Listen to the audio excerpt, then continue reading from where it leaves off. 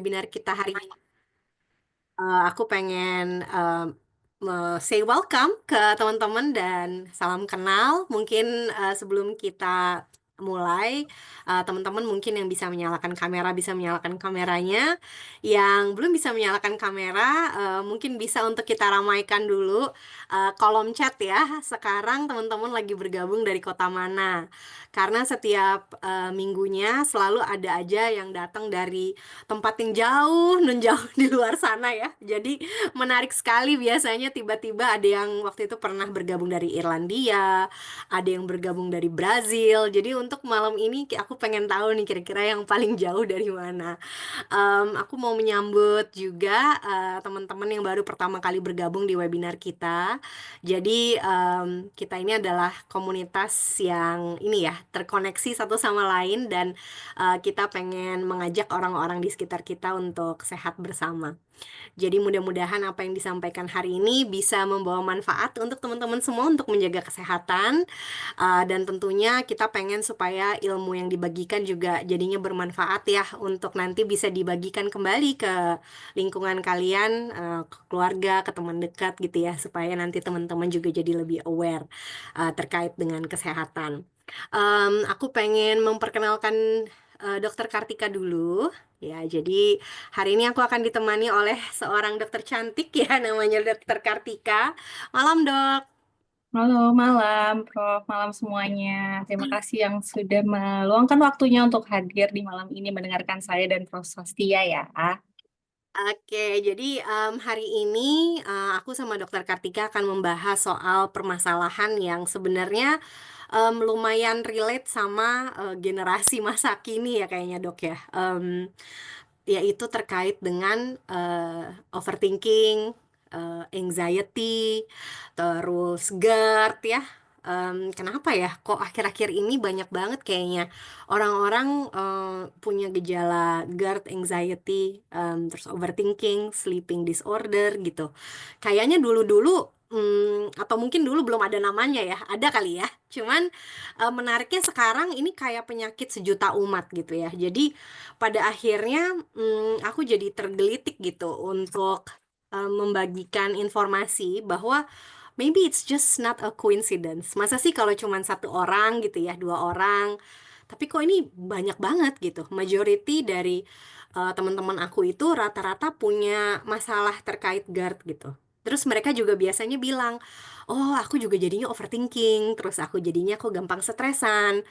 Jadi tuh sebenarnya kenapa ya kok dua hal ini suka dibahas dalam satu konteks barengan gitu. Nah, oleh karena itu kita pengen untuk teman-teman ini ya, mudah-mudahan ya kita bisa saling belajar di sini ya. Mungkin nanti bisa sharing-sharing pengalaman juga. Em, Sebelumnya untuk teman-teman yang sudah hadir di sini, mungkin bisa ini ya, bisa kita tanya dulu nih ke teman-teman. Kira-kira orang-orang yang mengalami yang punya masalah GERD sama yang punya masalah anxiety ada berapa banyak ya? Kita coba launch poll dulu kali ya. Jadi teman-teman yang suka merasa punya gejala GERD dan punya gejala anxiety gitu ya, tolong ngacung gitu. Oke, sekarang kita coba launch dulu pollnya. Nanti teman-teman bisa pilih. Kita pengen tahu sih dari yang hadir hari ini kan cukup banyak ya dok. Ada berapa orang nih? Wah udah 63 orang hadir.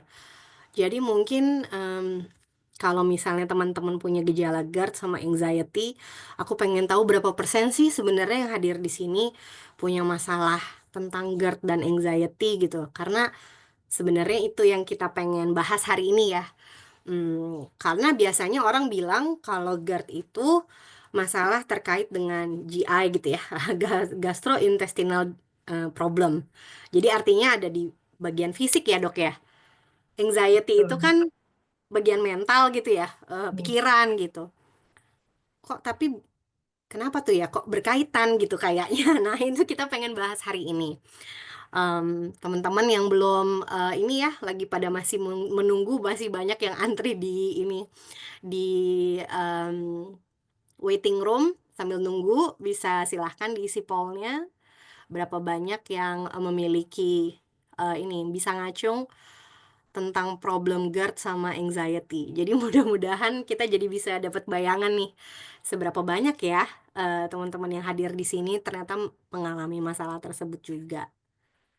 Oke, aku mau minta tolong Kanengsih yang juga hadir di sini untuk nanti bantu admitin partisipan sebelum kita nanti mulai ininya ya, karena masih banyak di waiting room, masih antri. Oke, jadi dari sekitaran 70-an orang, oke, ini masih minta tolong ya Mbak Ningsih untuk dibantu. Oke, sekarang aku mau share resultnya ya. Kelihatan nggak? Kelihatan. Waduh, ternyata 58% dok Hmm. Banyak mengalami banget ya. GERD. Majority loh itu, kalau di atas 50% artinya berarti udah majority. Anxiety nggak semuanya, tapi GERD itu ternyata penyakit sejuta umat. Kenapa ya gitu kan, banyak banget nih orang-orang yang mengalami masalah GERD. Artinya berarti sudah come to the right place, mungkin merasa wah ini relate dengan saya nih, makanya saya pengen belajar lebih lanjut. Jadi mungkin Dokter Kartika bisa mulai share screen-nya gitu ya, dan kita langsung mulai untuk paparan materi terkait dengan gut-brain axis, the hidden connection. Jadi tentunya kenapa mereka itu sering orang-orang pada bilang. Jadi kalau misalnya aku memperkenalkan diri dulu ya, aku adalah seorang microbiologist sebetulnya by training. Dulu kuliah aku tuh bukan kedokteran, tapi aku kuliahnya biologi. Jadi aku belajar tentang mikroba.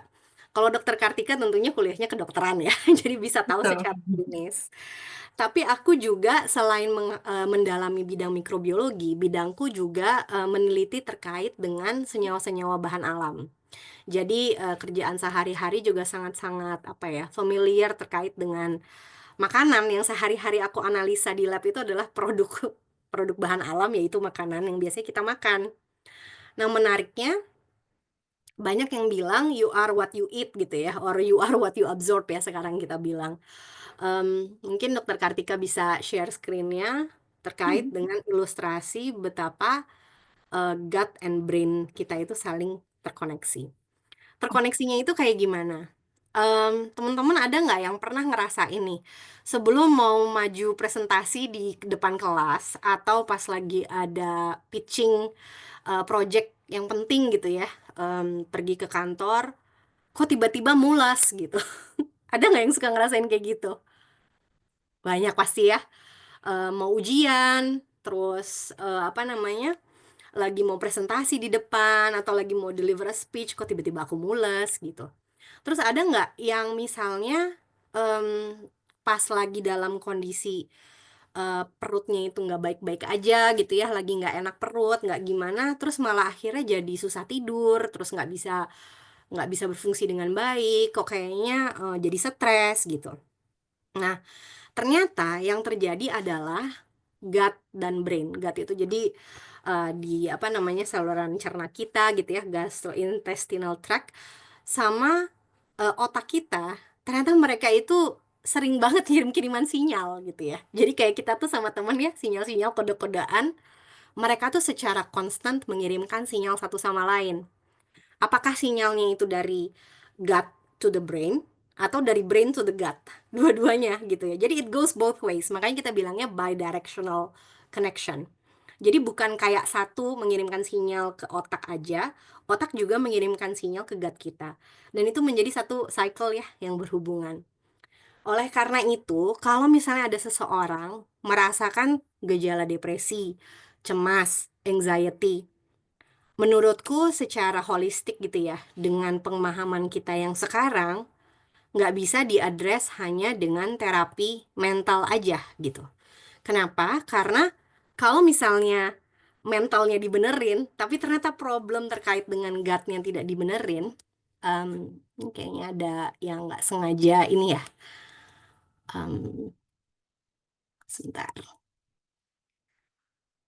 Jadi kalau misalnya gutnya itu dibenerin, tapi ininya nggak dibenerin, pada akhirnya ya itu kita jadi merasa kok nggak sembuh-sembuh gitu ya. Jadi kayak nggak selesai-selesai.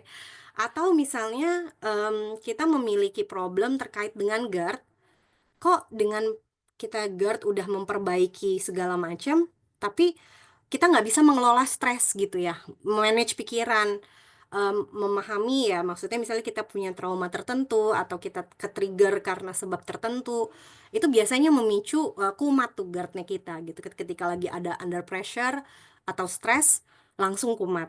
Dan kalau pas lagi kumat, jadi stres. Jadi sebenarnya intinya tuh kayak apa ya, ayam sama telur, ayam sama telur. Yang mana dong berarti yang harus kita solve duluan. Nah, ini dia. Artinya kita harus memahami keduanya itu penting dan sejalan. Oke, in the next slide mungkin Dok.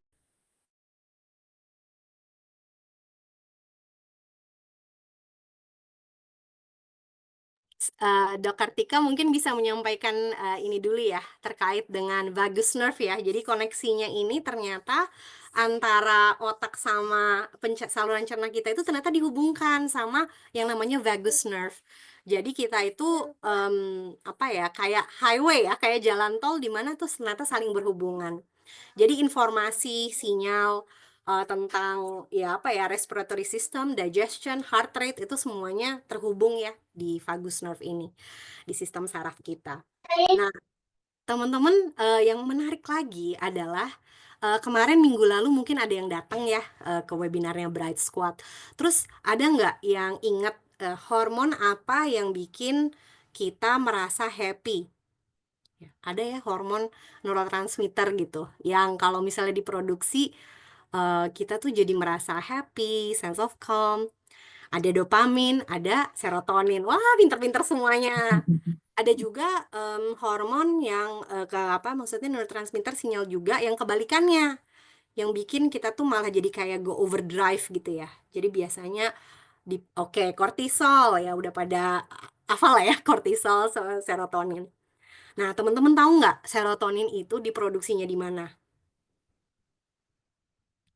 Serotonin diproduksinya di mana ya? Kortisol itu ternyata diproduksinya 90% di gut kita. Jadi ada namanya sel namanya isi ya, volkoromatin apa gitu. Namanya aku Enterokromatin sel. enterokromatin sel lah, itu aku selalu bilangnya isi ya. Isi itu bekerja sama dengan gut microbiome kita. Mereka partner up. Gut microbiome kita itu adalah mikroba yang ada di usus kita. Itu mereka isi sel ini bertugas ya, biasanya majority of the serotonin is produced by this isi cell. Jadi artinya kalau misalnya kita itu ada masalah di GI tract kita, terus mempengaruhi produksi serotonin kita itu jadi rendah, apa sebabnya? Ya pasti nanti nggak beres juga kan, masih emosi kita gitu ya. Dan ternyata bukan cuman gejala stres, depresi, anxiety aja. Kalau misalnya GI tract kita itu nggak benar, gut health kita itu nggak sehat, ternyata itu juga mempengaruhi brain cognitive function. Jadi kerja otak secara kognitif. Apa aja? Misalnya contohnya memori. Jadi kita jadi lupaan ya. Jadi makanya katanya kalau misalnya orang itu gut microbiome-nya tidak beres, punya masalah di situ, biasanya meningkatkan resiko terjadinya Alzheimer juga. Jadi mempengaruhi ke sistem imun, mempengaruhi ke memori, kesulitan untuk mengambil keputusan, kesulitan untuk fokus. Jadi ada yang bilang kaitannya juga nantinya dengan ADHD misalnya, kan itu juga terkait dengan inti ya, tentang kita tuh sulit fokus gitu. Sama kalau misalnya aku yang waktu itu ngerasa jadi suka blank. Teman-teman tahu nggak kalau misalnya kita itu dalam kondisi habis melahirkan, ada yang bilang kayak mami brain gitu ya. Kenapa ya kok otak aku kayak bekerjanya kayak tumpul gitu. Ada nggak yang ngerasa gitu ibu-ibu habis melahirkan? Ternyata mungkin ada juga faktor ya, itu kurang tidur. Terus kita juga memproduksi banyak misalnya ASI dan ya maksudnya dalam kondisi yang tidak normal lah ya pasca melahirkan dan juga lagi menyusui, tanpa sadar kita mungkin sering terjadi namanya micronutrition deficiency, yang mana itu mengganggu sebenarnya terkait dengan brain cognitive function kita, sehingga otak kita tidak bisa bekerja secara optimal. Jadi untuk teman-teman yang nggak punya gejala anxiety, alhamdulillah. Tapi kalau misalnya punya gejala brain fog, memory loss, ya itu mungkin ada kaitannya juga dengan masalah saluran cerna kita yang nggak beres. Jadi sampai situ mungkin udah apa ya, udah kebayang kira-kira bagaimana connectionnya. Dan aku pengen ngundang Dokter Kartika untuk menjelaskan lebih lanjut lagi terkait dengan apa sih sebenarnya risk faktornya, apa-apa aja nih yang bisa kita lakukan dok untuk bisa untuk bisa improve kondisi kita. Mungkin bisa the next slide di take over sama Dokter Kartika. Silahkan dok. Oke, terima kasih Prof. Sasti. Jadi sebelum masuk ke apa yang mau saya paparkan hari ini ya, koneksinya gimana sih kok anxiety ke pencernaan itu ternyata sangat berhubungan. Tadi Prof. Sasti juga udah bilang 90% happy hormon kita atau serotonin itu ternyata diproduksi di pencernaan kita. Mundur ke belakang ya, tadi kan sempat di polling, ternyata orang-orang di sini banyak yang GERD. GERD itu seperti penyakit sejuta umat ya, tadi sudah sempat disinggung juga. Dan satu lagi yang, ini kata-kata yang sering banget aku selalu ucapkan kalau lagi present, it's very normal, itu normal banget, tapi kita tidak boleh menormalisasi hal yang seharusnya nggak normal ya. Jadi kalau misalnya pengalaman saya ketemu pasien, ada masalah pencernaan, ada punya GERD, banyak banget yang punya masalah di pencernaan, dan kita harus tahu root cause-nya kemana. Dan anxiety itu sendiri, kalau misalnya masalah anxiety itu memang dari lingkungan, oke, kita hadapi terus atasi dari faktor lingkungannya. Tapi kalau root cause-nya atau akar penyebabnya itu dari masalah pencernaan yang sebenarnya kita bisa cegah, sebenarnya kita bisa obati terlebih dahulu, why not gitu, kalau misalnya root cause-nya dari pencernaan. Dan kita masuk dulu dari pencernaannya itu sendiri ya. Digestive system itu adalah organ di mana kita bisa mengabsorpsi nutrisi kita. Jadi semua yang kita makan, apapun yang kita makan dari pagi, siang, malam, bahan-bahan yang terkandung di dalam itu sangat tergantung dari kesehatan dari pencernaan kita sendiri, gitu. Bayangin aja nih, apa yang kita makan. Misalnya pagi kita sarapannya sesuatu yang menurut kita sugar aja, kayak roti atau donat, it's very simple, tapi kita bayangin apa yang kita makan itu terabsorb di pencernaan kita dan tersirkulasi ke seluruh tubuh kita, gula doang gitu. Itu kan sangat mempengaruhi kesehatan tubuh kita, dan itu juga sangat mempengaruhi juga dari kesehatan pencernaan. Jadi apa yang kita makan ternyata bisa bikin inflamasi dari pencernaan kita, dan pencernaan kita kalau udah inflamasi, kalau udah radang, penyerapannya juga nggak akan sempurna gitu. Sebenarnya faktor-faktor apa sih yang sangat penting di pencernaan? Yang pertama itu adalah asam lambung. Jadi asam lambung itu selalu dibilang, iya nih aku punya asam lambung, kayak dibenci banget, kayak penyakit asam lambung. Padahal sebenarnya kita butuh loh asam lambung, kita butuh normal stomach acid. Orang banyak konsumsi, mungkin tergantung sama konsumsi obat-obat yang menurunkan asam lambung, yang justru dia akan mengganggu dari penyerapan kita. Padahal kita butuh normal stomach acid atau asam lambung yang normal. Dan asam lambung yang normal itu diperlukan untuk memecah protein. Nah, protein ini kita dipecah di lambung kita itu dengan asam lambung kita. Udah mulai nih struktur protein kita itu yang sangat besar, yang kompleks itu udah mulai di unfolding. Jadi struktur proteinnya udah mulai dipecah supaya nanti ke usus bisa di breakdown lebih mudah lagi. Tapi kalau di sini untuk mecah protein aja, protein itu kan bahannya hormon, bahannya berbagai macam metabolisme buat tubuh kita, buat all function dah tubuh kita supaya working properly itu kita butuh protein, asam amino. Kalau dari lambung aja kita udah nggak bisa bantu untuk pecah, ya kita kan susah untuk dapat asam amino. Akhirnya terjadi yang namanya indigestion. Nggak bisa mencerna dengan sempurna, gampang bloating, bergas. Itu sebenarnya awal mulanya sih kita nggak punya asam lambung. Kemudian kalau nggak punya asam lambung, kita juga tidak bisa mengaktifasi enzim-enzim yang kita perlukan untuk menyerap makanan. Terus ternyata asam lambung juga diperlukan untuk penyerapan dari mikronutrisi. Jadi kayak vitamin mineral itu butuh sekali asam lambung. Jadi kayak penyerapan magnesium, penyerapan kalsium, zat besi, itu tuh sangat butuh asam lambung. Jadi kalau bayangkan orang yang memang sudah sangat tergantung sama obat yang menurunkan asam lambung, itu juga harus hati-hati karena resiko untuk terkena defisiensi mikronutrisi itu akan lebih banyak ya pastinya gitu. Apalagi kalau makanannya masih penuh dengan inflamasi, high sugar, terus makanan yang tinggi pengawet, ultra processed food itu dia akan menyebabkan inflamasi di pencernaan kita dan akhirnya dari radang pencernaan akan ngaruh ke semuanya. Mulai dari ke usus kita, dari asam lambung kita itu akan berpengaruh ke semuanya. Dan asam lambung ini jangan lupakan kalau dia eee, punya fungsi untuk membunuh patogen. Jadi kalau misalnya kita makan sesuatu yang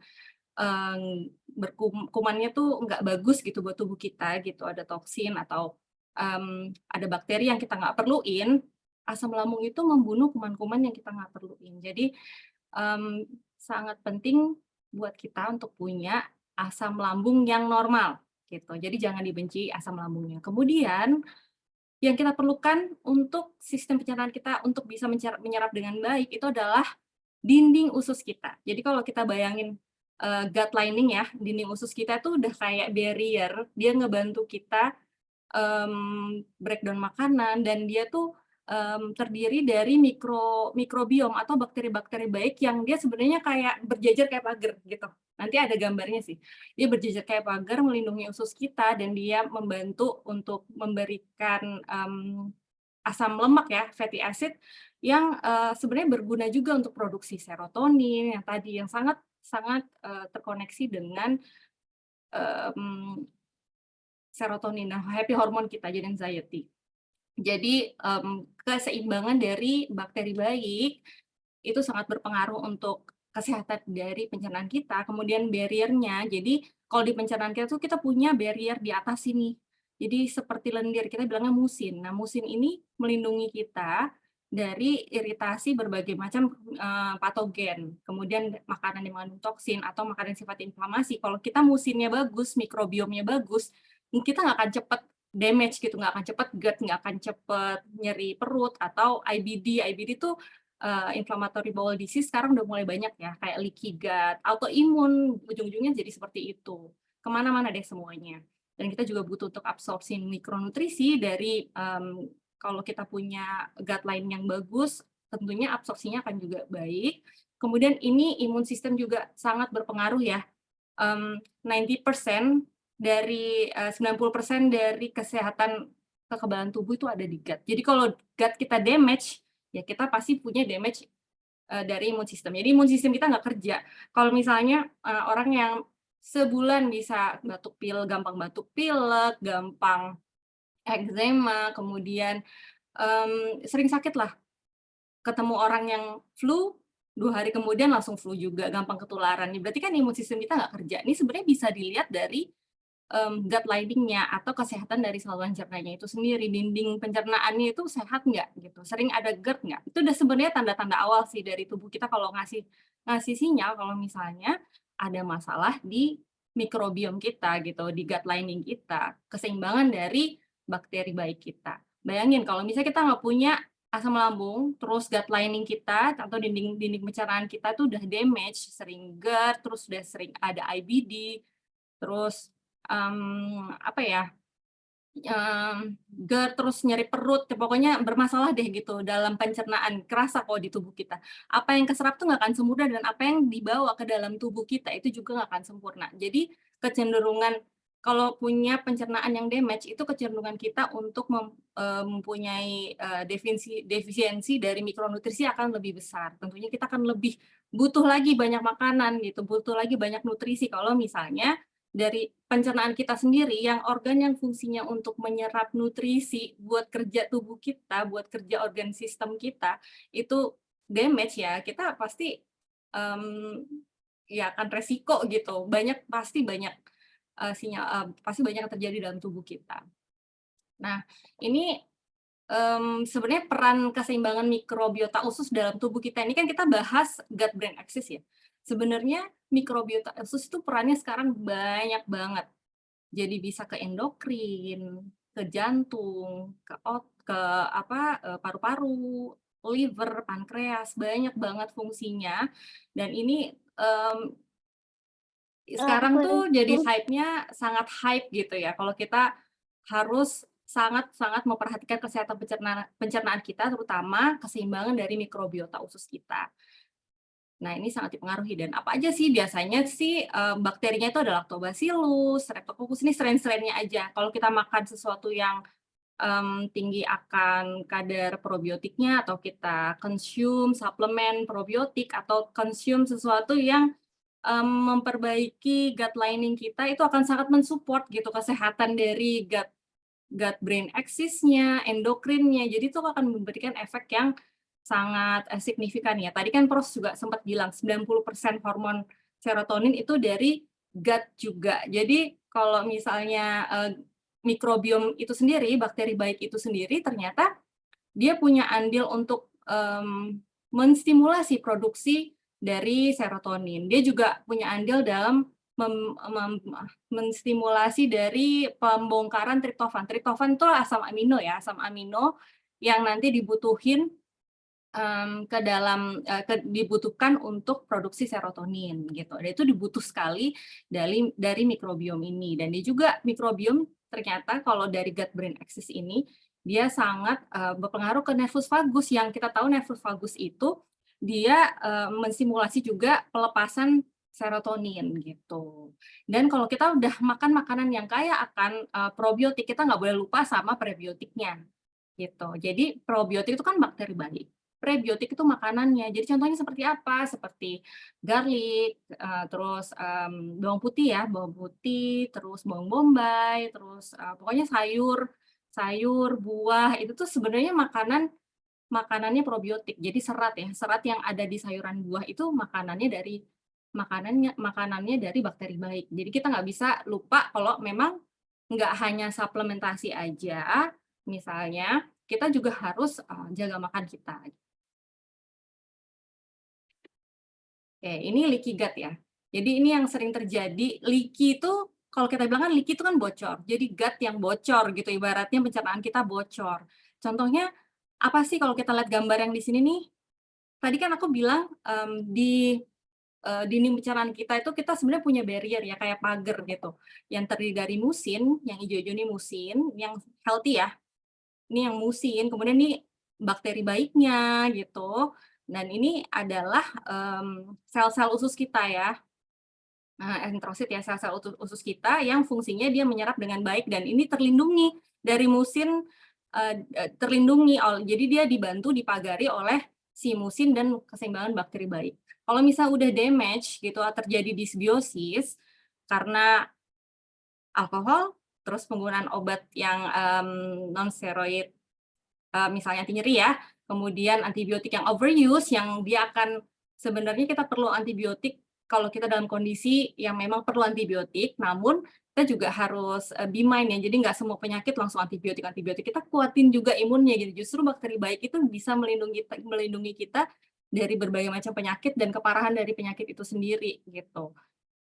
Kalau ini dia udah overuse, kemudian processed food, terus makanan yang tinggi gula, gluten, stres, dan zinc deficiency. Zinc ini sangat penting buat gut lining, ya, kesehatan dari sel usus kita sangat dibantu oleh zinc. Jadi kalau kita ada defisiensi zinc, makanannya kurang zinc aja, sebenarnya juga sangat berpengaruh ke kesehatan dari dinding pencernaan. Jadi kalau udah terjadi gangguan, terus imbalance bakteri ya gitu, bakteri baik kita jadi tidak seimbang gitu, akhirnya terjadi namanya disbiosis, dan lama-kelamaan lapisan yang melindungi kita dari melindungi kita ini nih, gut lining ini akan lama-lama turun dan akhirnya terekspos gitu.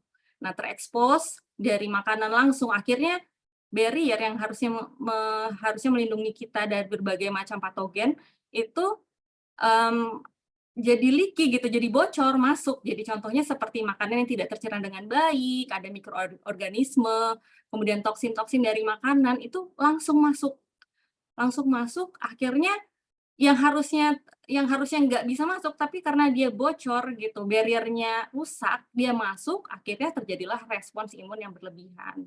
Nah, ini nih yang mengganggu lagi. Makanya kalau misalnya awalnya dari pencernaan, terus lama-lama kok jadi GERD. Abis GERD nggak diobatin, kita tetap makan makanan kita sembarangan, lama-lama IBD. IBD lama-lama autoimun. Sebenarnya awalnya kita bisa prediksi kok gitu, kalau misalnya bermasalah terus lama-lama eksem terlihat dari tubuh kita tuh ngasih sinyal gitu. Nih root cause-nya kemana, dan mostly of the root cause itu kita harus start dari pencernaan dulu, ya. Oke. Nah, ini adalah, mikronutrien yang penting yang sangat, dipengaruhi oleh kesehatan pencernaannya. Terutama kalau misalnya penyerapannya itu mulainya dari lambung dulu nih. Tadi kan somatous acid ya, atau asam lambung yang dibenci gitu, dibenci banget, terus ternyata kita butuh banget gitu, asam lambung kita buat cerna protein, buat penyerapan dari berbagai macam mikronutrisi yang kita butuhkan, gitu. Contohnya seperti kalsium, magnesium, zat besi, vitamin B12 ini juga dibutuhin untuk sel darah merah kita ya, bawa oksigen ke otak, terus akhirnya ya ganggu juga dong kerja otak kita kalau kita, defisiensi zat besi, defisiensi B12, akhirnya kita nggak bisa brain fog lagi. Jadi banyak sekali root cause-nya, dan mainly karena kita makan makanan yang high inflammation seperti high sugar, processed food, makanan yang terlalu berlemak, kafeinnya terlalu banyak, terus bahan tambahan pangan, misalnya itu ada di ultra processed food ya, kemudian obat-obatan yang fungsinya menurunkan asam lambung, itu terlalu over gitu. Nah, itu kan mengganggu penyerapan dari zat besi. Jadi zat besi kita tuh butuh dibikin, zat besi kalau ada asam lambung baik, dia diubah jadi bentuk yang ionized. Kalsium juga seperti itu, kita butuh asam lambung karena kalsium dirubah jadi bentuk yang ionized, akhirnya bisa diserap dengan sempurna di usus. Kemudian vitamin B12 ini juga banyak yang, agak terlupakan ya, kalau misalnya kita butuh asam lambung untuk intrinsic faktornya ini dibutuhkan untuk penyerapan dari vitamin B12. Itu sangat penting buat, sel darah merah kita. Caranya gimana sih? Kita tuh untuk supaya penyerapannya lebih baik, chew more, jadi kunyah lebih banyak, lebih sering. Jadi, jangan langsung makan langsung telan. Jadi, ada yang bilang 30 kali ngunyah, itu juga bagus gitu. Dengan begitu kita, memudahkan pencernaan kita untuk menyerap. Karena kita punya gigi tuh sebenarnya ada fungsinya gitu, kita harus melumat makanan dengan baik, jadi jangan biasakan makan 2 kali ngunyah telan gitu. Sebenarnya dengan kita mengunyah lebih banyak itu, dia akan membantu kerja dari pencernaan kita. Kemudian tentunya harus mengurangi makanan yang proses, yang high sugar, yang sifatnya inflamasi, yang akan sebenarnya ini membuat dinding lambung kita radang, terus akhirnya asam lambungnya turun, asam lambung turun, terus tadi barrier-nya jelek, akhirnya jadi GERD, jadi ulkus lambung, terus produksi asam lambungnya harusnya normal, tapi jadi berlebihan, akhirnya GERD, jadi reflux. Terus makan makanan yang fermented, jadi makanan yang fermentasi, yang mengandung bakteri baik. Contohnya kalau di Indonesia kita punya tempe, kemudian yang senang kimchi juga boleh, acar, mmm yogurt gitu, yogurtnya pilih yang plain yang jangan yang high sugar ya. Kemudian ginger juga bagus, probiotik tentunya suplementasi yang mengandung probiotik atau yang memang, support dari, eee, kesehatan dari mikrobiom itu sendiri, kesehatan probiotiknya. Kemudian kita bisa pakai juga lemon water atau, apple cider vinegar juga bisa bantu normalisasi asam lambung kita. Tapi ini memang harus konsultasi sama dokter dulu, jadi nggak bisa orang kena GERD langsung kasih lemon, kita harus konsultasi, ke dokter dulu, baiknya gimana gitu. Oke. Ya sebenarnya, ini preview aja sih ya, kan kita di sini bahas tentang, gut brain axis-nya gimana, koneksinya terhadap anxiety, cuman sebenarnya root cause-nya kan dari pencernaan. Nah yang menyebabkan, kita kurang, defisiensi dari mikronutrisi itu sendiri, contohnya nih ya, ini salah satu contoh kecil, kenapa sih, bisa bisa depresi gitu, bisa depresi itu salah satu root cause-nya adalah defisiensi dari vitamin D3, itu juga bisa salah satunya. Kalau kita makan makanan yang, rendah nutrisi, terus, kemudian kurang berjemur, itu juga bisa menyebabkan kurangnya, kadar vitamin D3 dalam tubuh kita, akhirnya berpengaruh ke mood juga, itu banyak koneksinya sudah dikasih tahu. Dan faktor-faktor yang lain adalah makanan yang, tentunya tadi tinggi kalori, rendah nutrisi, junk food ya, processed food gitu. Kemudian konten nutrisi pangan yang udah rendah, jadi zaman sekarang tuh buah-buah sayur itu udah sangat menurun, kadar dari mineral dan vitaminnya gitu dibandingkan 50 tahun yang lalu. Jadi tanah sekarang tuh udah nggak sesubur tanah 50 tahun yang lalu. Jadi memang kalau misalnya kita udah, makan sayur sama buah udah rutin gitu, sebenarnya kita tetap masih kena resiko defisiensi mikronutrisi kalau misalnya kita memang nggak konsumsi lagi gitu suplemennya. Kemudian dari metode masak, dimasak berulang-ulang sayurnya, diangetin lagi, kemudian direbus gitu. Sebenarnya itu mempengaruhi ini ya, konten dari nutrisi itu sendiri. Terus faktor internal, gangguan penyerapan tadi, gangguan dari ginjalnya itu sendiri yang harusnya kita serap lagi ginjalnya, misalnya ginjal buang magnesium tapi harusnya kita serap lagi, tapi ini karena ada gangguan ginjal nggak diserap akhirnya dibuang. Terus faktor genetik juga, ada stres kronik, itu juga mempengaruhi mikronutrien defisiensi. Kemudian beban toksin, merokok, alkohol ini sebenarnya lifestyle ya.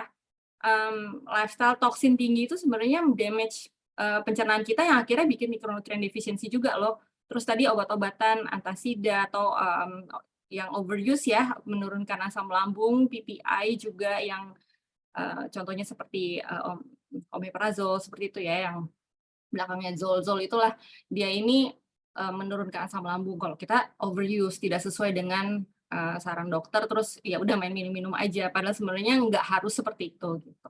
Akhirnya kita gut kita atau pencernaan kita akan berkurang kemampuannya untuk menyerap nutrisi dan akhirnya ini yang harusnya makanan-makanan yang terserap dengan baik metabolisme kita jadi bagus, tapi karena kita makanannya proses food yang gula doang, kalori doang, akhirnya body fat-nya makin tinggi, metabolismenya turun, body fat-nya tinggi, terus inflamasinya jadi kronik. Kemudian insulin resisten karena gulanya tinggi, kemudian junk food itu udah sangat terkoneksi dengan insulin resisten. Jadi kemampuan insulin kita untuk masukin gula ke dalam sel akhirnya jadi berkurang dan kalau ini dibiarin lama-lama jadi kena penyakit yang bermacam-macam. Tadi Alzheimer tadi udah sempat disinggung juga sama Prof ya, kalau misalnya ternyata Alzheimer sangat tergantung dari kesehatan pencernaan dan tentunya kalau pencernaan kita nggak bagus akhirnya nutrien defisiensi dan akhirnya bisa kena resiko dari penyakit ini semua. Gitu. Nah, ini contoh-contoh dari micronutrient deficiency ya. Ini head to toe dari rambut sebenarnya bisa sebenarnya gini root cause-nya dari berbagai macam penyakit-penyakit ini atau gejala ini sebenarnya tubuh kita udah kasih sinyal loh kalau makanan kita tuh kurang gitu. Contohnya kayak yang sering dialami para wanita ya hair fall, terus ketombean gitu. Itu sebenarnya ada kenapa sih itu, oh defisiensi vitaminnya ini, terus dari muka juga bisa kelihatan kalau misalnya defisiensi besi kelihatan, terus dari mata kita, kemudian dari sudut bibir, ini B12 ya, ini butuh asam lambung, ini buat menyerap vitamin B12, kemudian dari lidah juga bisa dilihat, dari gusi yang sering berdarah, gusi yang membengkak itu vitamin C defisiensi gitu. Terus kalau misal nih berlubang, gigi berlubang itu juga karena defisiensi vitamin D, gampang pokoknya dikit-dikit gampang berlubang gitu. Terus nih dari kulit juga kelihatan kayak apa ya, dry skin, ternyata fatty acid-nya kurang. Ini tuh semuanya sangat tergantung sama pencernaan kita. Kalau nih contoh yang sebenarnya nggak nyambung ya sama anxiety, cuman aku sering banget makanya aku kasih gambar di sini karena crack heels ini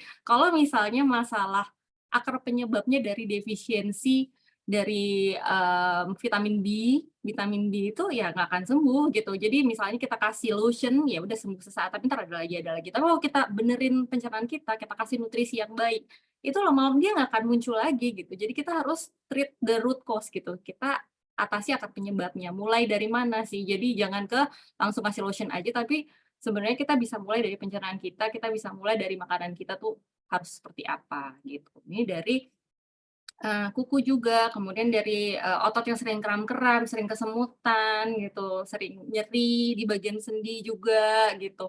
Sebenarnya ada defisiensinya. Kemudian kebas-kebas gitu. Terus nih kesehatan mental ya, kita bisa lihat irritability, nervous, jadi kayak gampang gampang ini ya, apa ya, gampang deg-degan gitu. Terus, ibaratnya kayak disenggol dikit langsung marah gitu, emosional. Ternyata depresi ini juga vitamin B kompleks penting banget, vitamin D, kemudian insomnia, jadi, nggak bisa tidur tuh juga vitamin D, B3, B5, B6, sering pusing, mimpi buruk. Bahkan, aku pernah dulu dapat pasien ya, dia sering mimpi buruk, tapi ketika aku kasih makanan yang mengandung vitamin B banyak, itu ya udah hilang aja gitu. Terus demensia juga gitu. Jadi ini faktor otak dan mental tuh penting juga ya kalau misalnya kita memang ada makanan kita nggak bagus, itu memang harus dirubah dari makanannya juga gitu. Bersama dengan suplementasi kalau memang kita tahu, oh ya, aku nggak bisa tidur nih, aku coba deh treat pakai vitamin B dulu, cari suplemen atau vitamin D juga gitu. Sambil dicari root cause-nya, perutnya misalnya masih GERD, kita atasi GERD-nya gimana caranya, cium more yang tadi seperti sudah saya jelaskan sebelumnya ya. Oke. Terus, ya tadi sempat saya singgung ya, empty calorie food, makan makanan yang tinggi kalori tapi rendah nutrisi.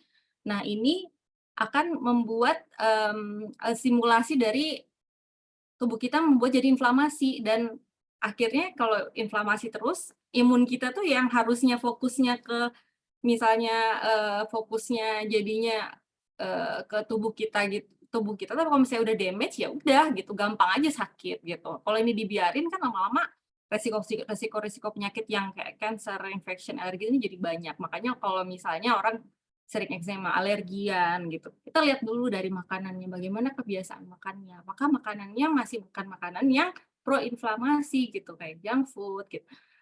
Ya makanan yang terlalu proses, terlalu pabrikan banget lah, sebenarnya itu udah banyak banget sih. Tapi kalau misalnya kita ganti makanan kita kayak smoothies gitu, kayak kita bikin smoothies sayuran gitu, kita campur buah dikit, terus makan superfood gitu. Makan yang fermented food, makanan yang fermentasi gitu. Kita ganti makanan kita ke whole food gitu. Pasti pasti bakal ada perbaikan lah di pencernaannya. Terus kalau misalnya kita bayangin makanan kita nih, ini preview aja ya, misalnya 1.470 kalori nih sama nih 2 ini. Tapi kita dengan kalori yang sama kita bisa kok dapet makanan yang lebih bergizi gitu. Dengan misalnya salad, kita ini udah kenyang banget sih kalau aku lihat ini, tapi nutrient dense gitu. Banyak, per bite-nya kita, full of nutrisi, terus sudah ada source seratnya ada healthy fats-nya ada vitamin, ada mineral, ada antioksidannya yang cegah cegah aging itu tuh, dengan jumlah kalori yang sama. Jadi kita biasakan ya udah mulai sekarang makan makanan yang lebih sehat, yang lebih whole food. Terus kalau memang kita, mau manis, nggak harus kok makan makanan yang sehat itu nggak harus yang nggak enak. Jadi kalau mau manis kita bisa ganti ke stevia. Kalau misalnya fruit juice yang kotakan kita bisa ganti yang whole fruit gitu. Terus, switch aja gitu makanannya gitu, yang lebih sehat gitu, ya. Ini contoh-contohnya ya, kita bisa nge-switch kayak butter bisa ke avocado. Pokoknya sebenarnya kalau mau sehat tuh nggak enak kok gitu. Kita, balik ke bagaimana, dulu nenek moyang kita kalau makan gitu kan dia less processed food ya, makan jajanan pasar yang dibikin homemade itu sebenarnya lebih sehat gitu dibanding kita makan makanan kemasan. Nah, ini saya singgung juga ya, kontennya nutrisi zaman sekarang tuh udah rendah makanannya. Ini kalau misalnya dilihat dari tahun 1900-an sampai sekarang, sampai 2018 ya ini aja kontennya tuh udah berkurang 80-90% dari kalsiumnya, magnesium, dan iron-nya. That's why kita tuh sebenarnya secara nggak sadar udah masuk ke resiko nutrient deficiency dan kita memang butuh dietary suplemen gitu. Kalau enggak ya udah kita pasti bakal masuk ke resiko itu yang akhirnya nanti kelihatan hair fall lah, terus nggak bisa tidur, macam-macam deh, GERD gitu, banyak banget gejalanya. Terus, ini jumlah depresinya ya, depresi, dari konten dari nutrisinya itu sendiri kayak misalnya magnesiumnya itu udah, dari sayuran itu udah berkurang 24% dan yang ini yang bagus lagi tahun 1980 kita makan 1 jeruk itu tercukupi vitaminnya, tapi kalau zaman sekarang kita harus makan 8 buah jeruk untuk menyamakan nutrisi pada tahun 1980 gitu jeruknya. Jadi udah nggak sama sekarang sama dulu gitu, konten sayuran kita dan buah kita. Terus tadi cooking method, ini kalau terlalu ini ya, cooking time-nya terlalu lama, heat-nya terlalu panas masaknya, terus, direbus, semua direbus, padahal kita bisa ada opsi kukus ya, yang kalau kukus itu, dia, eee, paling sedikit deh, kekurangan nutrisinya, ini 14,3% gitu turunnya doang, gitu. Ini ada cara-cara ini adalah berapa lama sih sebenarnya, ini preview aja sih. Terus jangan lupa ini juga, bahan tambahan pangan ya, dan ini biasanya ada di processed food, ini again damage pencernaan kita. Dan kalau dari damage pencernaan kita kalau udah inflamasi ya udah akhirnya bisa ke mana-mana. Terus ya udah imun sistem kita damage gitu, imun sistem kita damage, terus kita nggak dapet healthy fats, kita nggak dapet makanan-makanan seperti ini nih, nggak ada nutrisi ke otak. Makanan kayak gini tuh ya buat makanan otaknya mana gitu, nggak ada gitu. Padahal otak kita tuh terdiri dari fat, kita butuh healthy fats, dan healthy fats itu ya diproduksi dari healthy microbiome kita sebenarnya gitu. Jadi kita sangat butuh microbiome kita. Jadi terus makanannya gimana sih sebenarnya? Udah eat nutrient dense, minimal processing, jadi diproses dengan cara minimal gitu. Terus yang raw gitu, kita pastikan bersih juga. Terus perlu juga dietary suplemen dan probiotik gitu. Kita pilih suplemen yang memang bisa support support overall health kita. Terus kita juga butuh tidur yang bagus. Jadi jangan misalnya kita makannya nggak bagus, makannya udah bagus tapi tidur kita masih berantakan, kita masih begadang. Terus ya itu akan damage juga pencernaan. Jadi tidur itu juga sangat berpengaruh sama mikrobiom kita loh gitu. Tidur itu berpengaruh ke mikrobiom, tidur itu berpengaruh ke stres kita, stres level kita, yang akhirnya jadi anxiety lagi. Jadi kalau misalnya kita mau atasi anxiety, kita tarik ke belakang. Mulai dari mana nih gitu. Uh, Root cause-nya atau akar penyebabnya bisa dari tidur kita dulu, kemudian bisa dari makanan kita dulu, yang semuanya tuh sebenarnya saling ini ya berkontribusi ke kesehatan pencernaan kita. Dan tentunya seperti kayak toksin gini ya, body product ya, apa yang kita pakai itu pasti terserap, jadi kita bisa replace gitu ke yang lebih healthy, yang lebih natural. Dan yang selanjutnya itu adalah ya physical activity dan exercise. Jadi yang tadinya biasa pakai eskalator, pakai lift, coba jalan, coba. Itu sebenarnya juga berpengaruh ke kesehatan mental juga gitu. Jadi ini sangat penting. Ya paling dari saya ini aja sih, Prof. Ya, makasih banget. Aduh, Mm-mm. ini luar biasa materinya hari ini. Aku menyimak dengan sangat-sangat sesama sampai ikut jadi apa ya, jadi catatan kita semua ya. Sangat-sangat praktikal, sangat mudah dimengerti. Makasih banget, Dokter Kartika ya, udah sharing sama kita. Dan tadi Dokter Kartika sempat menyebutkan soal micronutrient deficiency, tentang perlunya probiotik, tentang perlunya juga prebiotik ya gitu kan. Terus ada juga kita perlu antioksidan. Jadi sebetulnya kenapa ini menjadi masalah sejuta umat? Karena makanan kita, lingkungan kita, dan sayur-sayuran sama buah-buah kita yang kita makan di generasi sekarang, ya itu udah nggak sama sama dulu. Jadi itulah yang makanya bikin kenapa our generation right now suffer so much from this kind of problems gitu ya, GERD, anxiety dan tadi. Nah, gimana cara-caranya kita bisa memecahkan masalah tersebut? Tadi Dokter Kartika, makasih banget udah menyampaikan tips-tips yang sangat praktikal ya, itu sebagai pondasi. Jadi di sini kita pengen memperkenalkan produk favorit kita. Aku sama Dokter Kartika nih kita terkoneksi dalam satu platform di Bright Squad. Itu kita semua terkoneksi dalam platform yang namanya Three. Three ini adalah bagian dari apa kita itu adalah bagian dari global community yang kita fokusnya terkait dengan namanya proactive wellness.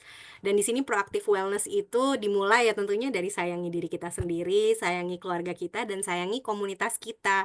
Jadi kita pengen ilmu-ilmu yang kita punya, apa yang saat ini baik buat kita gitu ya, kita share ke orang-orang di luar sana yang barangkali butuh gitu. Jadi oleh karena itu apabila teman-teman pengen tahu lebih lanjut terkait dengan platform yang mengkoneksikan kita, ini didirikan baru Mei 2023, dan sekarang kita sudah punya office di Sudirman, dan office kita itu sangat ini ya, sangat indah. Dokter Kartika juga pernah ya main ke sana, aku juga pernah.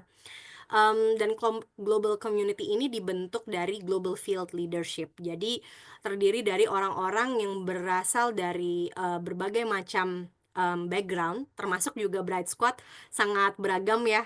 Kita punya orang-orang yang beragam profesi. Sama di Tri ini juga global community, ada banyak dokter, scientist, health professionals, health enthusiast, dan kita semua pengen menyampaikan terkait dengan misi proactive wellness.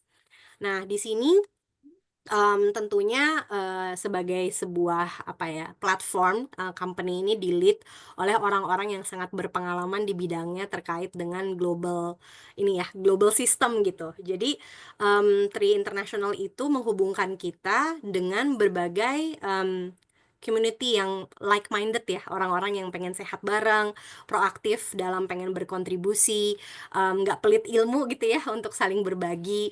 Dan ini kita ada di phase one-nya ada di 15 negara. Jadi makanya ada Dokter Kartika ada di Indonesia, aku ada di Jepang, dan mungkin di sini ada member kita yang di Singapura, ada juga yang lagi join dari Australia, dan Bright Squad itu sendiri sudah ada di 15 negara.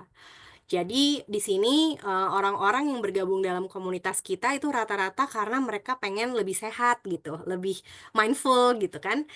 Atau mereka pengen terkoneksi sama orang-orang yang memiliki visi yang sama gitu, like-minded community.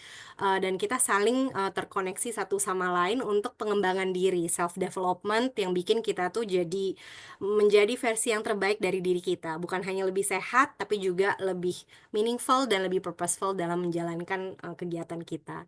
Tapi ada juga teman-teman yang mungkin di sini mencari opportunity gitu. Jadi di saat global ini sangat-sangat tidak pasti, banyak banget disrupsi-disrupsi dalam kehidupan, mungkin ada banyak orang yang merasa day to day jobnya itu terlalu stressful gitu. Jadi banyak pressure, terus kerjaannya juga apa ya, terlalu demanding gitu, tidak ada waktu untuk istirahat, jadi akhirnya rentan burnout, dan mereka mungkin pengen punya opsi gitu ya untuk bisa bekerja, tetap berkarya, tetap berdaya, tapi lebih punya banyak waktu dan fleksibilitas ya dalam soal waktu misalnya. Dan di sini kita pengen membagi terkait dengan yang namanya proactive wellness. Proactive wellness itu sendiri berasal dari kata-kata proaktif ya. Proaktif artinya kita harus memulai dari diri kita sendiri sih. Bukan misalnya kita itu udah tadi terlanjur sakit, udah tadi yang Dokter Kartika menyampaikan ya, badan kita tuh mengirimkan sinyal-sinyal loh sebetulnya. Dari mulai sinyal-sinyal sederhana yang sebetulnya sedikit mengganggu, kulit pecah-pecah, rambut rontok, ketombean, sampai sinyal-sinyal yang udah sampai sakit, GERD gitu ya. Sampai pada akhirnya state of chronic disease yang sudah tergantung sama obat. Dan abis itu kita nanti bahkan tergantung sampai harus cuci darah atau treatment yang harus bolak-balik ke rumah sakit atau harus rawat inap dalam jangka waktu lama. Dan disinilah biasanya sudah terjadi disease state.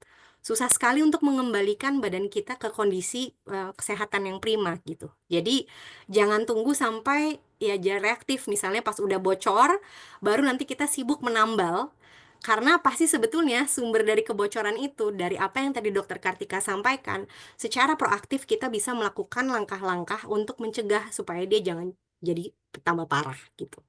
Dan tentunya tadi Dokter Kartika juga udah menyampaikan bahwa sebenarnya yang sekarang kita itu makan, ya kualitasnya juga nutrisinya sudah turun.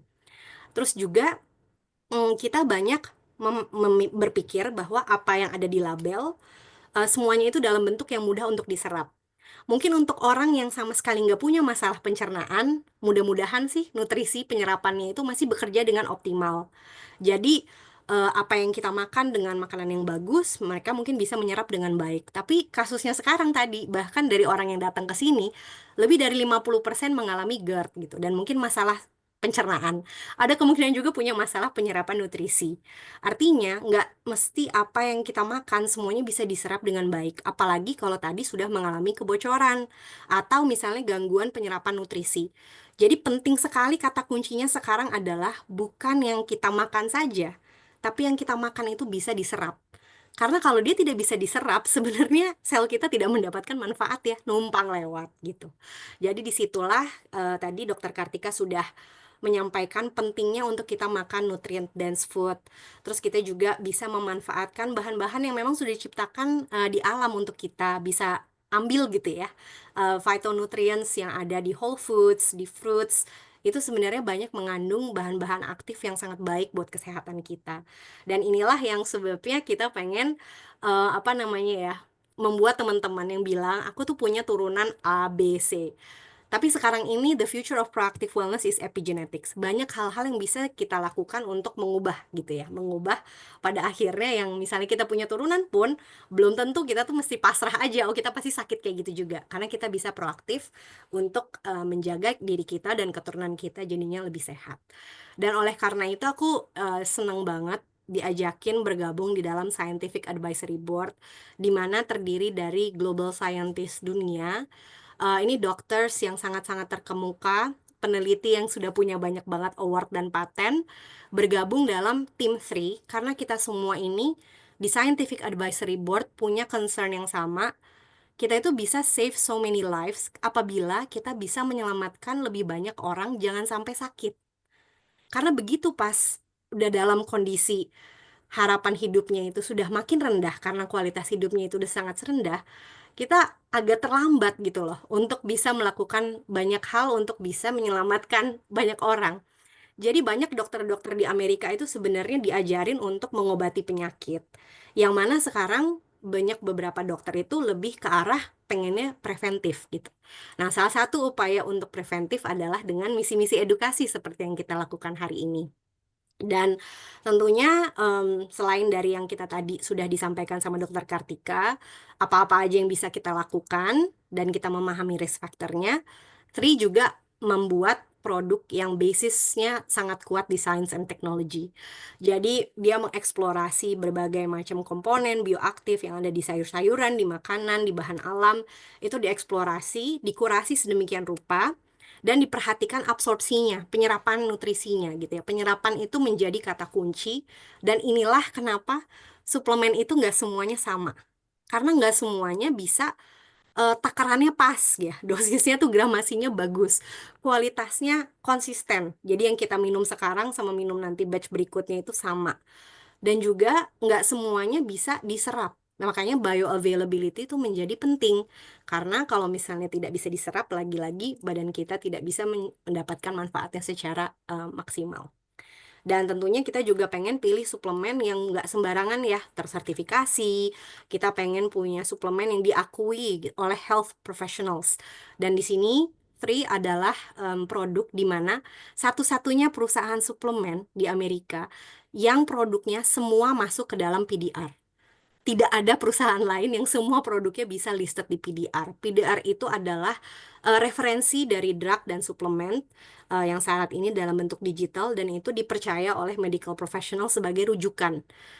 Jadi makanya dari sekian banyak suplemen di luar sana nggak semuanya bisa listed di PDR. Kenapa? Karena banyak suplemen di luar sana itu white label. Artinya sebenarnya dia kayak di maklon ya kalau bahasa Indonesianya. Jadi dalamnya itu isinya sama aja cuman di brandingnya beda-beda gitu ya. Jadi bukan sesuatu yang formulasinya unik gitu. Dan di sini Sri itu ibaratnya kayak diracik satu-satu, di betul-betul dipikirin gitu ya. Ini kenapa harus digabung sama ini supaya nanti efeknya itu makin maksimal, penyerapannya juga makin tinggi. Dia punya formulasi yang unik. Yang kedua tentunya dia punya clinical studies. Dibuktikan bahwa dia itu memang bermanfaat buat kesehatan dan fungsi-fungsi yang ditunjang oleh suplemen tersebut diakui oleh health professionals memang penting untuk kesehatan. Nah, ini adalah bagian dari Three untuk ya memang udah different league lah ya. Nggak semua perusahaan suplemen itu memiliki third party clinical studies. Diuji bukan sama mereka sendiri, tapi sama lembaga independen bahwa produknya itu memiliki absorpsi yang lebih tinggi. Bahwa produknya itu memang berpengaruh terhadap fungsi-fungsi gen yang epigenetik tadi, yang berfungsi untuk improve health dan bagaimana cara produknya bekerja dan sebagainya ya. Jadi ini kalau teman-teman tertarik tahu lebih lanjut, kita bisa share paper-papernya. Ini juga adalah salah satu alasan kenapa aku sebagai seorang saintis merasa nyaman konsumsi produk ini karena kualitasnya terjamin dan juga efikasinya ya sudah jelas gitu ya, berbasis data. Bukan hanya berbasis katanya orang gitu ya. Belum tentu kan katanya orang itu objektif ya. Kita sebagai saintis itu biasanya skeptis dan aku merasa nyaman memilih produk ini karena dia dilandaskan oleh good science and technology dan juga sudah dibuktikan secara klinis. Jadi produknya ada apa aja? Inilah istimewanya Tri. Jadi dari tadi apa yang disampaikan sama Dokter Kartika? Karena memang ini dikembangkan oleh saintis dan dokter-dokter yang betul-betul memahami akar masalah dari semua permasalahan modern yang saat ini ada. Makanya omega 3 itu bagus banget ya untuk kerja otak ya. Terus di gitu misalnya probiotik, banyak tadi brokoli, ada prebiotik sama probiotiknya udah lengkap di Vitalite. Plus tadi dibilang micronutrient deficiency, begitu banyak vitamin, mineral yang dibutuhkan gitu ya katanya Dokter Kartika untuk kinerja yang baik. Itu semuanya sudah terkumpul dalam satu suplemen namanya Vitalite. Jadi ini untuk mendukung mikrobioma usus kita untuk gut health kita karena sudah lengkap dengan prebiotik dan probiotik tadi. Dan yang paling penting dia memiliki teknologi penyerapan sehingga semuanya yang ada di dalam sini bisa diserap dengan baik. Jadi kalau teman-teman sudah punya kondisi penyerapan lagi yang tidak optimal, ya mungkin bisa dibantu dengan suplemen yang penyerapannya itu lebih maksimal ya. Jadi dibantu dengan penyerapan yang lebih tinggi. Yang kedua, tadi disebut ada kata-kata kunci, chronic inflammation, inflamasi. Inflamasi ini adalah cikal bakal segitu banyaknya penyakit kronis. Dan di sini makanya dia punya anti-inflammation product. Dia menjaga status inflamasi yang sehat. Makanya dia punya kurkumin, boswellic acid, black cumin oil. Ini salah satunya fungsi GA untuk kesehatan em, saluran cerna kita, untuk kesehatan overall health kita adalah menjaga status inflamasi yang sehat. Ini dengan produk Revive. Tapi banyak yang punya jadi favorit sama produk ini karena untuk sakit sendi gitu. Biasanya kayak kalau orang udah makin lansia gitu ya mobilitasnya terganggu karena biasanya udah mulai ada osteoartritis, sakit-sakit pinggang gitu ya. Nah, ini biasanya bisa dibantu juga untuk mendukung sendi yang sehat. Nah, ini juga salah satu produk yang menurut aku paling kunci untuk gut microbiome health, untuk gut health. Kenapa? Karena tadi kan udah disampaikan ya bahwa banyak sekali faktor terkait dengan imun sistem kita itu sebetulnya 80% ada di usus kita. Nah, di sini Immune ini udah mengandung vitamin D3 3200 IU dalam bentuk yang highly bioavailable. Jadi tadi penting ya untuk respon imun juga. Tadi ada yang nyebut vitamin D3. Plus dia juga sudah punya quorum sensing support blend yang bagus untuk menjaga keseimbangan gut microbiome kita. Karena tadi kalau dia udah mulai tidak seimbang, pasti nanti dia akan menyebabkan begitu banyak masalah. Jadi untuk keseimbangan gut microbiome dan gut health kita, kita punya yang namanya Immune. Terus ada juga Purify. Purify itu mendukung penyerapan nutrisi. Ya, peningkatan penyerapan nutrisi itu dibantu dengan Purify dan juga membersihkan tadi yang toksin-toksin yang disebut sama Dokter Kartika kan toksin itu bisa jadi hormon disruptor, terus juga mengganggu kinerja kesehatan usus kita, dan juga membersihkan organ-organ termasuk usus gitu ya. Jadi kalau misalnya kita berpikir kita perlu daily detox untuk menjaga kinerja em, organ-organ vital kita itu bisa bekerja dengan baik, kita juga punya produk Purify. Di sini juga ada pisang hijau ya, tadi disebut pisang hijau itu bagus gitu. Dan di sini juga sudah banyak sekali paper menyampaikan bahwa antioksidan, dietary antioksidan itu bagus banget, penting banget untuk kesehatan gut microbiome juga.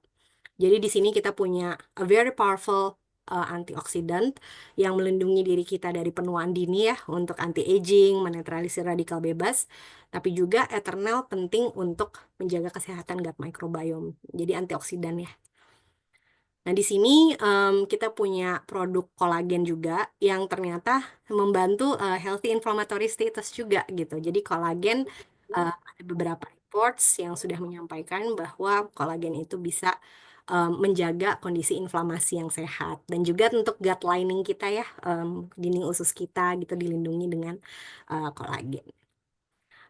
Dan Tri itu selain dari 6 suplemen minum, dia juga punya yang namanya The First Neurocosmetic. Minggu lalu kita udah bahas bahwa ternyata gut sama skin kita itu berkaitan.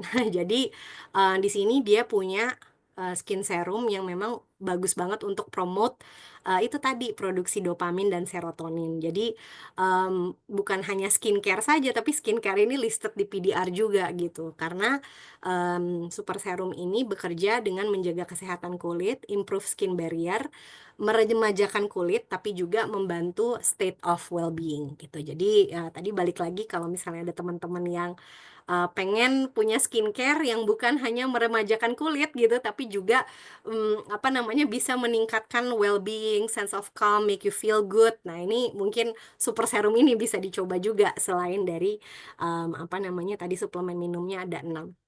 Nah, turnkey business system di sini adalah kalau teman-teman misalnya seneng gitu ya dengan produk ini, terus misalnya pengen share ke banyak orang terkait dengan misi proaktif wellness, terus misalnya pengen juga share terkait dengan produknya, bisa menjadi bagian dari global community kita sebagai brand ambassador dari Thrift. Jadi teman-teman bisa memilih untuk menjadi customer gitu. Jadi artinya benar-benar cuman beli produknya aja bisa. Atau bisa juga menjadi member gitu, bisa menjadi member, membayar membership fee, menjadi member dari Bright Squad, mendapatkan akses mentoring. Mentoringnya bukan soal free aja ya, tapi mentoringnya banyak banget gitu tentang pengembangan diri, tentang update ilmu, untuk networking sesama orang-orang yang ada di dalam komunitas kita gitu. Dan ya intinya sih kita pengen untuk mendukung teman-teman menjadi versi yang terbaik dari diri teman-teman supaya bisa lebih sehat, lebih berdaya, dan tentunya lebih bahagia gitu. Jadi bisa memilih untuk menjadi seorang retail customer gitu dengan membeli produknya, atau bisa juga memilih untuk menjadi member, dan untuk membershipnya itu sendiri 520.000 rupiah gitu. Jadi untuk menjadi member perlu membayar 30 US dollar atau setara dengan 520.000 rupiah gitu. Dan di sini teman-teman bisa menjadi bagian dari global community Three itu sendiri. Dan dari situ bisa ada opsi untuk membeli beberapa paket-paket atau produknya secara satuan dengan harga member gitu. Jadi bisa menjadi member dengan membayar membership fee 30 US dollar lalu memilih paket-paket. Paket-paketnya itu sendiri mulai dari 200 dolar sampai yang dapat banyak banget ya komplit gitu 2.800 dolar ada gitu. Bisa juga enroll as brand ambassador lalu beli produknya satuan mulai dari harganya sekitar 55 dolar. Misalnya seperti Immune atau Purify itu harganya 55 dolar atau kolagen harganya 60 dolar seperti itu. Jadi nanti teman-teman kalau pengen tahu gimana caranya aku bisa bergabung menjadi member gitu ya, dan aku pengen belajar lebih jauh, pengen juga mencoba produknya, atau mungkin pengen lebih banyak terkait dengan bisnis opportunity-nya, bisa nanti menghubungi orang-orang yang mengajak teman-teman ke sini malam ini.